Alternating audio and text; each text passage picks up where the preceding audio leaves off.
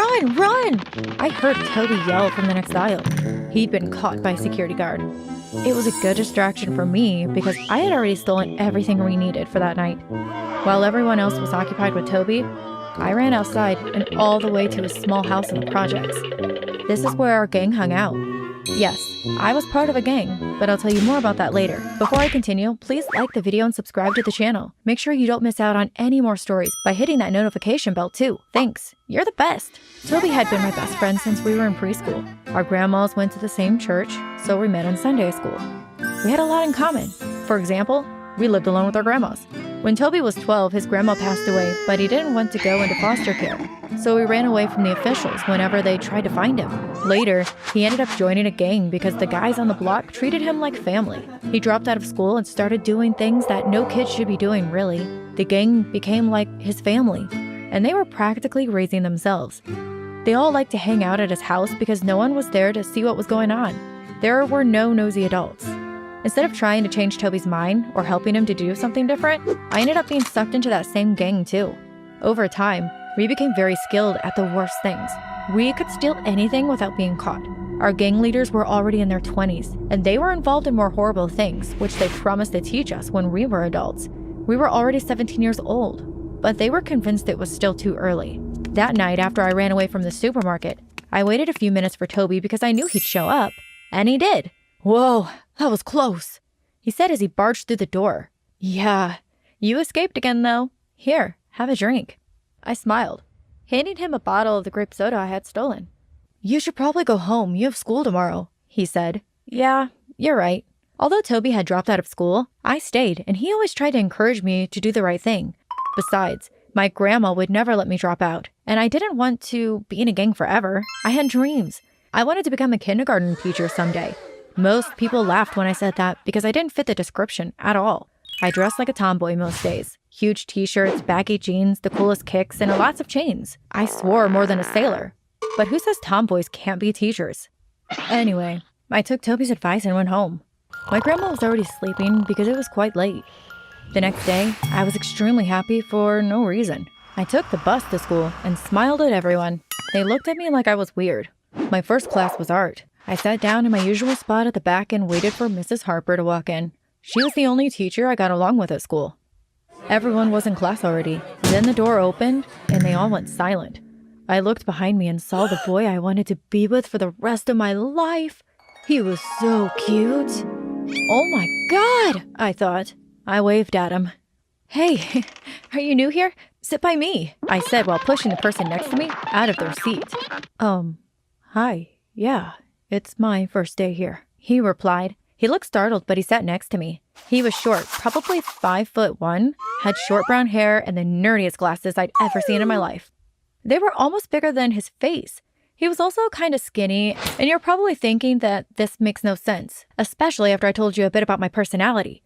But yes, I'm a tomboy who is fatally attracted to nerds, and I had the biggest one I'd ever seen sitting next to me. Why do you go to this school now? I asked. Well, I live with my aunt and she got a new job here, so we had to move.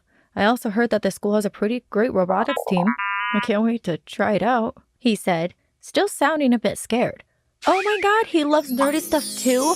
I'm in love, I thought to myself. Hey, Patricia found herself a new nerd, said Todd, the class clown. Everyone burst out laughing. Shut up, he is not a nerd. He is awesome, I screamed while staring into his eyes. We had different classes after, but later that day, I found him sitting alone in the cafeteria. I took my tray and sat right next to him. He looked scared again.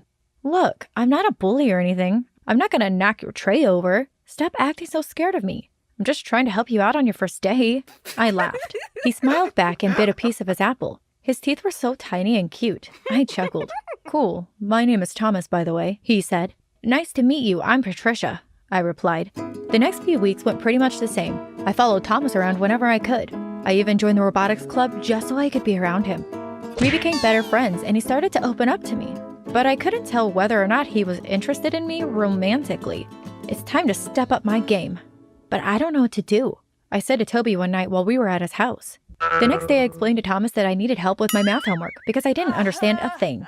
Sure, I can meet you in the library after school, he said. I don't like the library, I said. What about your house? He said. My dad will kill you, I replied. Okay, well, my house then. He finally decided. My gosh, did he take forever to take a hint? He waited for me after school and we went to his house, which was in a nice area in the suburbs. His house was quite cute too. His aunt wasn't at home, so we had the place to ourselves. We went to the dining room and he began to help me understand a concept, which I already understood. It was fun pretending I was stupid. This continued for a few days and I realized that I was a really good actor. Now, although I am a tomboy, I always expect the guy to make the first move, and he just wasn't doing that. I was confused. Here I was, at his house, making my desires quite obvious, but he just wasn't taking a hint. Eventually, I couldn't take it anymore. Thomas, I like you, and I think we should go on a date, I said. What? He replied. Don't you get it? I pretended to be confused just so I could spend extra time with you, and although you're so smart, you never bothered to realize that. I nearly screamed. I don't really see you in that way, Patricia. You're not exactly my type, he said timidly while straightening his huge glasses. Well, you're my type and I think you should at least try to like me, I replied. You're making me uncomfortable. Could you please leave? He said. I couldn't believe it. I threw my books into my backpack, got up, walked out the door, and slammed it very loudly. I cried all the way home and I'm sure I looked pretty ridiculous. When I got home, I went straight to my room. I was so angry. After all I had done for that idiot, I will find a way to make him fall for me, I thought. I called Toby. Hey, Thomas really made me sad tonight. I want to get back at him. Will you and the guys help me do something? We can make a lot of money, more than robbing a store. We can kidnap him and ask for a ransom. Anything for you, he said. I explained my plan and he said he'd talk to the guys and get back to me in a while. After a few minutes, he called me back. We're on. They agreed, he said. Great, we'll do it tomorrow. He leaves school around 4 after the robotics club. There's a little alley he walks through that is sort of deserted. We can get him there, I said. The next day I didn't go to school. I spent my day rehearsing my plan. We were going to kidnap Thomas and lock him in a room in Toby's house. Nobody would find out, and my whole crew was upset because they thought he broke my heart. Around 3, I called the guys and they told me it would be better if they handled the kidnapping part alone. They asked me to wait for them at Toby's house, so I did that. I arranged the room where we'd put Thomas. I made sure that the window was locked and that there were a few snacks in the room. I went out to buy a few bottles of water, too. I sat in the room and waited. When it was 4 o'clock, I walked around nervously. At 4:30, no one had come back yet. Did something go wrong? Oh no, I thought. Just then, I heard a loud bang and lots of movement. The door opened and they shoved Thomas inside. What are you doing in here? Toby asked. Nothing, I said. I got up and walked outside. Thomas made eye contact with me, but he was gagged, so he couldn't say anything. You guys are late. What happened? I asked. Well, he was late. And when we finally saw him walking down the alley, he was holding a girl's hand. She looked just like him, short and nerdy too. She had 2 pigtails like a silly child. Gosh, nerds are weird, Toby said. He was walking with a girl? I gasped. He was hiding a whole girlfriend from me. I was angry. You seem jealous, Toby said. Well, of course I am. I'm in love with the guy. I started crying. Patricia? Toby said. What? I replied. You've been so blindly in love with that stupid nerd that you couldn't tell that I've had a crush on you for the longest time? I only agreed to help kidnap Thomas because I thought you wanted to get even with him. I wanted to hurt him because of what he did to you, he said. I froze. I was shocked. Toby? In love with me? Aren't you going to say anything? Did you only ask us to kidnap him so that you could force him to like you? Because I don't think that's how any of this works, he said while looking disappointed because I hadn't said anything. Actually, that's exactly why, I sighed. He left the room and nothing could have prepared me for what was about to happen next. He walked back in the room with a bunch of other guys.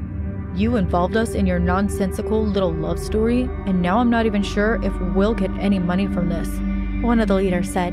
They grabbed me and pushed me into the room where Thomas was being held captive. What are you doing? I asked. You're going to pay for your stupid behavior, he replied. He left the room and locked the door. So there I was, stuck with Thomas. He was tied and gagged, but my hands were free, so I untied him. I'm sorry, Thomas. For some strange reason, I thought this would have been a good idea, I said. You're completely out of your mind, and I hate you. Well, I understand. Who was the girl you were holding hands with this afternoon? My girlfriend. Her name is Olive. Remember when I told you that you weren't my type? Well, she is. She's the total package. I think I'll marry her someday. I was burning with anger and jealousy.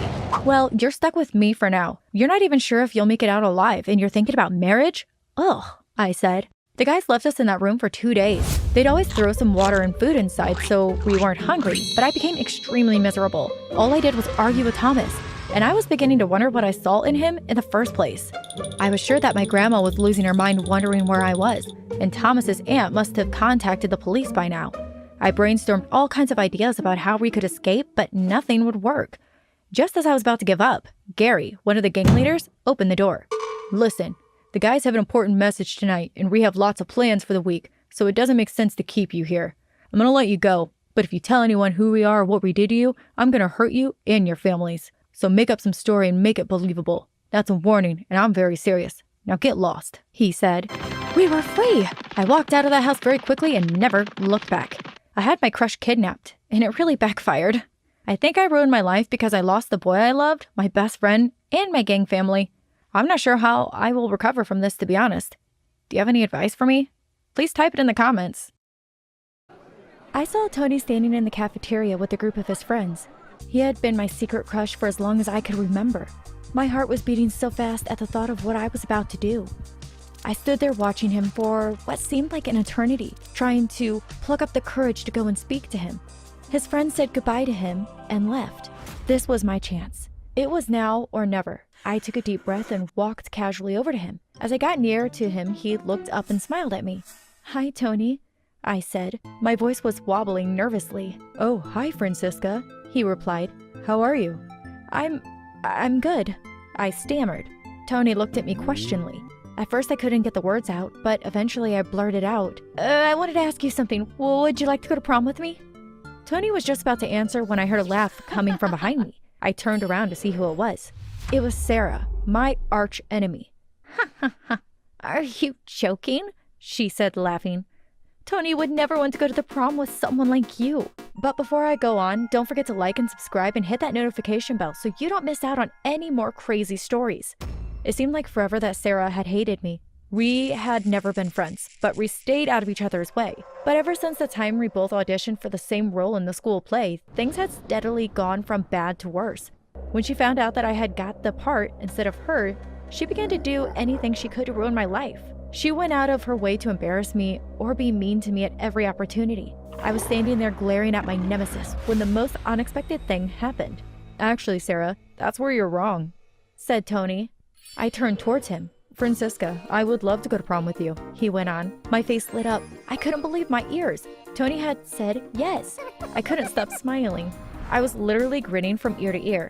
I turned to look back at Sarah, but she was walking away. I could hear her muttering something under her breath. You're gonna regret this.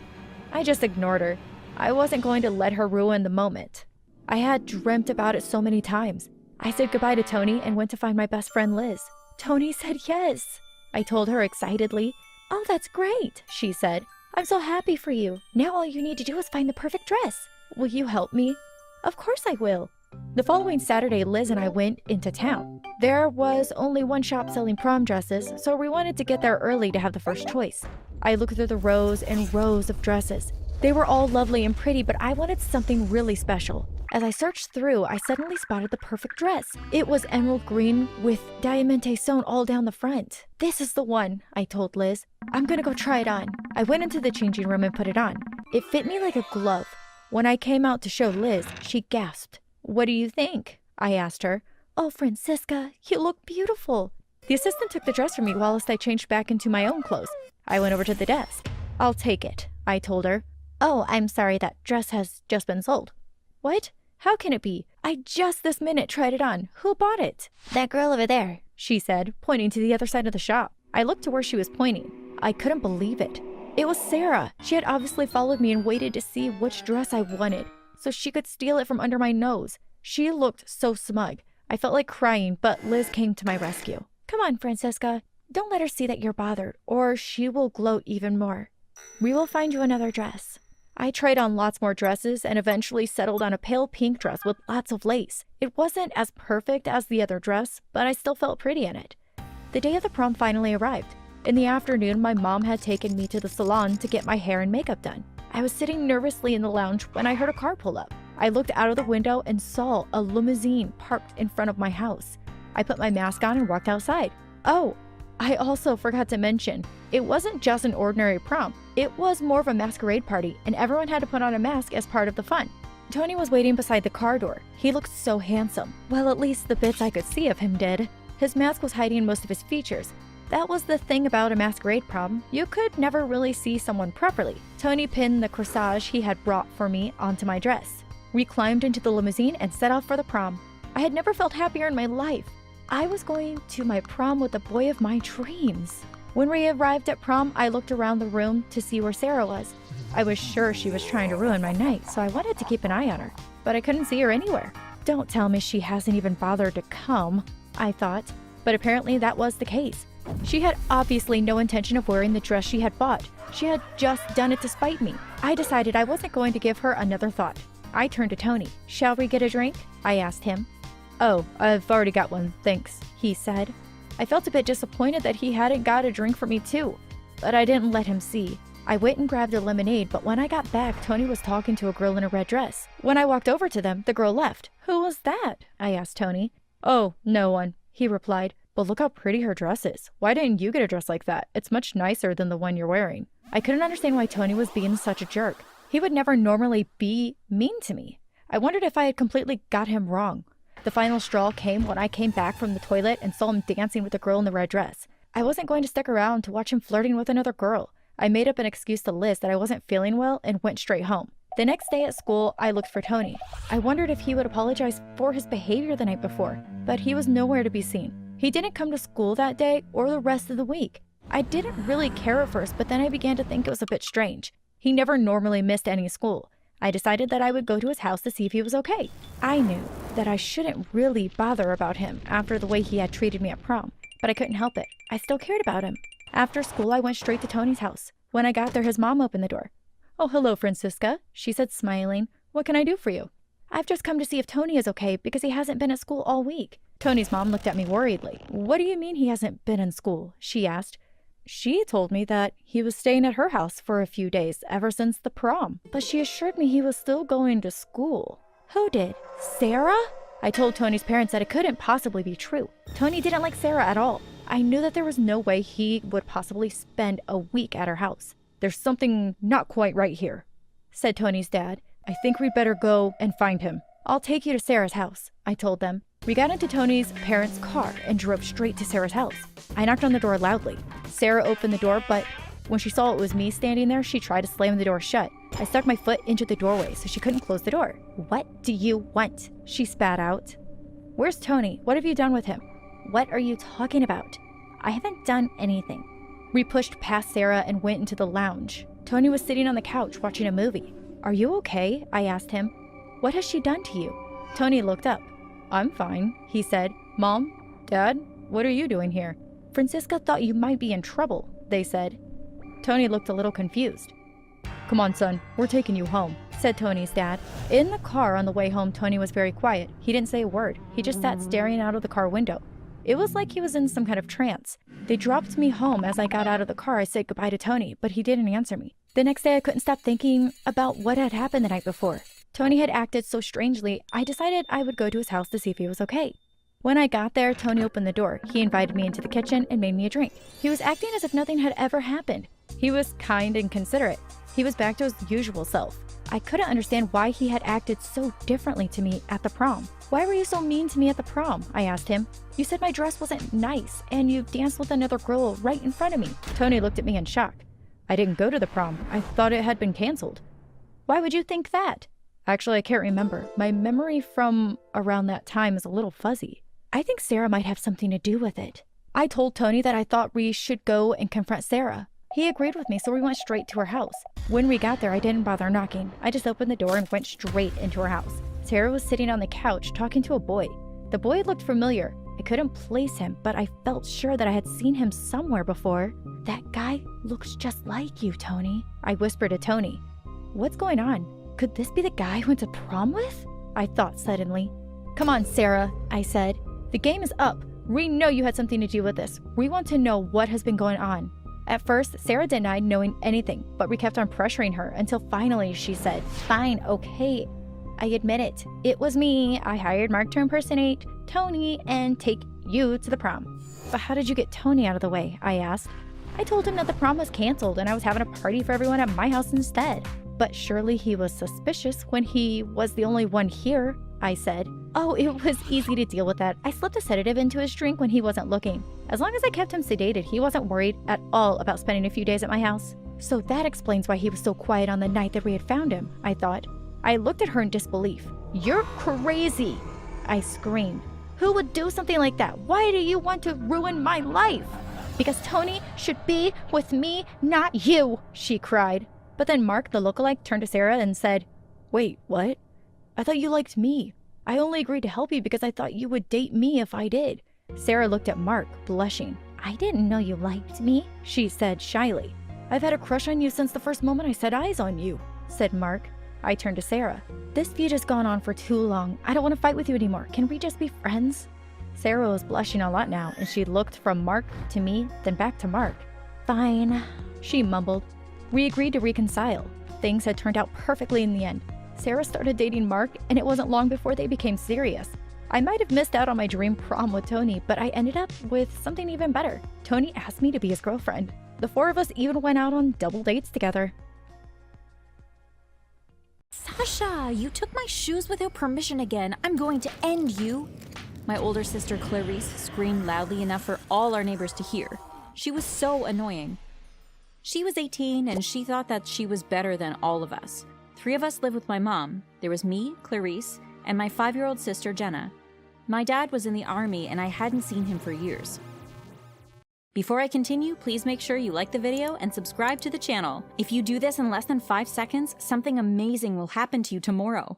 Don't forget to hit that notification bell too. Anyway, I didn't know what Clarice's problem was. She had like 4,000 pairs of shoes, and we had the same shoe size, so why couldn't we share? When she left high school, she got a job at a convenience store and didn't work more than 5 hours a day. The strange thing about that was she was loaded. She had the latest iPhone, designer clothes, shoes, expensive jewelry, and bought every single thing she felt like buying. How did she make all that selling soda, bubblegum, and mopping up floors? One morning, I decided to investigate. I pretended to be sick and waited for my mom and little sister to leave. I knew that Clarice would be home for a while, so I stayed in my room and waited for the right time. I could hear her blasting Megan Thee Stallion's latest song in her bedroom, so I figured she was in a good mood. Clarice! I screamed over her music. She didn't hear me, so I banged on her door. Oh my gosh, what do you want? She said while opening the door. What's the deal with you? Where do you get all this money? I know they're not paying you enough at that convenience store for you to buy all this stuff. First of all, you little brat. She paused. You know what? Never mind. I'm in a good mood because my music has me feeling like a liberated woman. I'll be generous and share my secret with you. Come in and sit down. I sat down in her room, which was filled with all sorts of expensive stuff.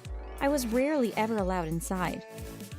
I just get my boyfriends to give me whatever I want. She laughed. I didn't even know you had a boyfriend, far less boyfriends. How come we've never met any of them? I asked. You don't belong in my business. Anyway, the key is to find rich guys, hypnotize them, and get them to give you whatever you want. It's really easy. Hypnotize? Is that even legal? How do you do that? She told me a long, ridiculous story about being approached by a mysterious old lady after she was leaving work one afternoon. I have something that can change your life, the old lady said. Yeah, I don't have time to chat with you, Grandma, Clarice replied. Clarice was so rude. The woman convinced her that she was selling some special type of potion. If she put 1 drop in someone's drink, they'd do whatever she wanted. So what use will that be to me? Clarice asked. Stupid girl. You can get people to do anything you want. Anyway, I'll give you this bottle for free. When it works, tell your friends to come to buy some from me. I need to sell more bottles. I usually sit in front of the cathedral next to the park. They can find me there. She handed the bottle to Clarice and walked away. So you used this drink on a bunch of guys so they'd buy you stuff? I asked. Yeah, I used it on Mom a few times too. Oh my gosh, so did you ever recommend her to your friends? No, I'm not sharing my secrets with anyone. I'm not stupid. You should feel very lucky. I went back to my room and thought for a while. My sister's story sounded a bit silly, but since I didn't go to school, I had some extra time to walk around to try to find the old woman. I waited for Clarice to leave the house when I ventured out to find the person who would make me rich. I took a bus to the city and walked to the cathedral. I walked around and saw no one there, so I sat on a bench nearby. I was nearly falling asleep when I felt a tap on my shoulder. "Is it me you're waiting for?" a crackling old voice said. I looked up into the face of a lady who looked like she was about 100 years old. Whoa, she's real, I thought. How did you know? Are you the lady who sells the potions? I asked. I didn't mean to scare you. Yes, I am. Did that ungrateful girl tell you about me? She didn't bring me any clients. Awful child. I'm her sister. I'd like a bottle, please. That will be $50, she screamed. I only have 10. I didn't know it would be so expensive, I whined. I negotiated with her and eventually got her to give me the bottle. I said I'd return to give her more money once I got someone to give me everything I wanted. I skipped all the way home and started planning what I'd do the next day. I'd have to target the boy in my class who had the most money. His name was Michael, and interestingly, I'd had a crush on him since 3rd grade. But there was a problem. He was already dating the most popular girl in our year. Her name was Amber, and she was awful. The next day, I stalked Michael all day. I didn't let him see me, though. It seemed that Amber wasn't at school because she usually followed him everywhere. I waited until I found the perfect moment. He was standing alone, searching for something in his locker. I crept up next to him and gave it my best shot. Hi, Michael, I said a little too excitedly. Hi, Sasha, he replied and looked away. I was thinking, would you like to have lunch with me today? He looked a bit confused for a while and said nothing. You do know I have a girlfriend, right? Yes. Oh, it's not like that. Amber is my friend. I'd never try what you're thinking. I want to discuss the history project. I have an interesting idea and I'd like your input, that's all.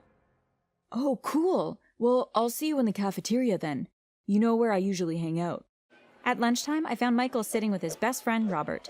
They both had their food in front of them and 2 big cups of orange juice.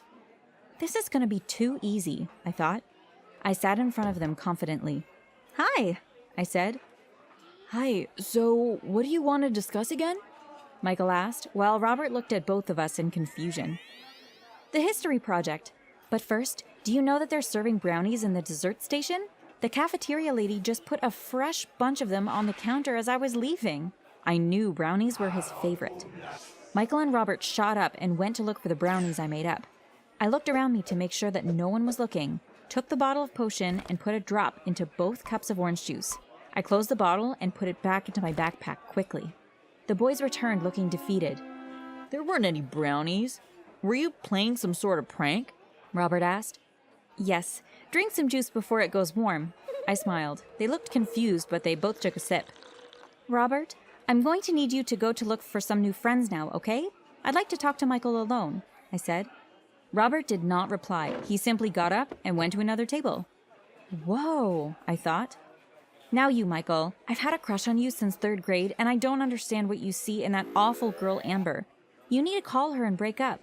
Then you're going to ask me if I want to come over to your house to watch a movie later. Got it? Yes. In fact, I'll do that right now, he replied without hesitation. He took his cell phone, called Amber, and told her he wanted nothing to do with her ever again. I could hear her screaming and crying through the phone. It was so entertaining. When he hung up, he looked at me and smiled. So, my darling Sasha, would you like to come over to my house tonight to watch a movie? I'll pick you up at 6. Well, my dad's driver will. I'm not old enough to drive yet. Sure. See you later. I walked away and went to wash my face in the girls' bathroom. Did this silly potion really work? How was that even possible? Was I dreaming? This was all crazy and unbelievable, but I was about to have some fun. That evening, I told my sister everything and begged her to let me borrow one of her fancy outfits. After she finally agreed, she gave me a warning. Make sure you make him drink some potion every 5 days. 1 drop is usually enough to keep a person under your spell for a while, but they need to keep drinking it or they'll stop doing what you want, she said. And don't forget, you owe me 10% of everything, she laughed. Whatever, Clarice, I said. Then I heard a car beep outside. I looked through the window and saw a limousine. Wow, I said. As I was about to walk outside, my mom screamed, "Where do you think you're going? You're grounded." I'd completely forgotten about that. I'm stuck. What do I do now? I thought. Clarice winked at me, then it all became clear. I ran to the kitchen, filled a glass of water, and put 1 drop of the potion inside. I walked to my mom and said, "Mom, I'm so sorry for exhausting you. Here's some water so you can stay hydrated," I said. She took the glass from my hand and drank. "Mom, you're going to let me go on this date and do whatever I want from now on, okay?" I said. "Okay, honey, have fun," she said. I ran out of the door and into the limo. Michael was sitting in the back seat. There were drinks, snacks, and all kinds of wonderful things. When we pulled up in front of his house, I was even more shocked. It was bigger than any mansion I'd ever imagined. He led me inside and took me to the living room, which was probably bigger than my entire house. His television screen was bigger than the large screen I'd seen at most movie theaters. We watched a movie, then I became more curious about what the rest of his house looked like. I asked him for a house tour. Then, when we reached his bedroom, I was fascinated. He had everything any teenager could wish for. "Is that a Nintendo Switch? I've always wanted one of those," I squealed. "Yes, it is. I don't really use it, though," he answered. "Can I have it?" "Sure."